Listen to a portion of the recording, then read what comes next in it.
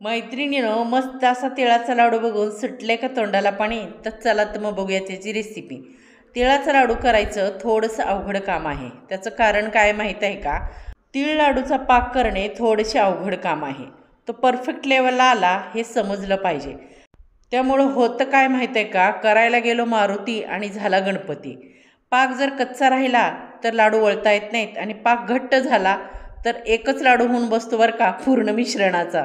म्हणून साध्या सोप्या पद्धतीनं विना पाकाचा मी तुम्हाला लाडू आज शिकवणार। लाडूसाठी करायचं काय, तीळ थोडेसे गरम करून घ्यायचे, जास्त वेळ भाजायचं नाही, नाहीतर मग तीळ लवकर करपून जातात आणि करवट लागतात लाडू। त्यानंतर शेंगदाणे भाजून त्याच्या साला काढून घ्यायच्या आणि गूळ छान मिक्सरला बारीक करून घ्यायचा। आता हे भाजलेले तीळ, शेंगदाणे, गूळ एकत्र करून घ्यायचे आणि यात टाकायचं 1 चमचा तूप। आता हे सर्व मिश्रण छान मिक्स करून घ्यायचं।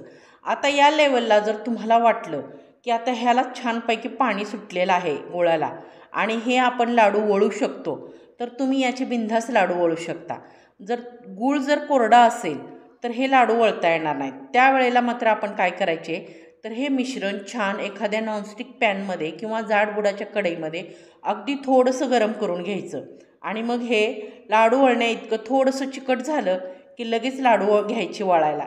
अशा प्रकारे लाडू झटपट होतात। एरवी केलेल्या घट्ट पाकामुळे आपल्याला या मिश्रणाचे पटापट लाडू बांधायला लागतात।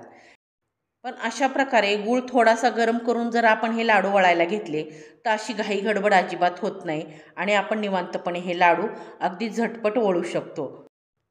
हे मिश्रण आता चिकट झाले आहे, आपण याचे लाडू वळू शकतो। आता आपण हे मिश्रण कशात तरी काढून घेऊयात। आता या मिश्रणाचे आपण हव्या त्या आकाराचे लाडू बनवून घेऊ शकतो। जर तुम्हाला याची वडी बनवायची असेल तर ताटाला तूप लावून हे मिश्रण थापून ठेवून गार झाल्यानंतर त्याच्या वड्याही पाडू शकता।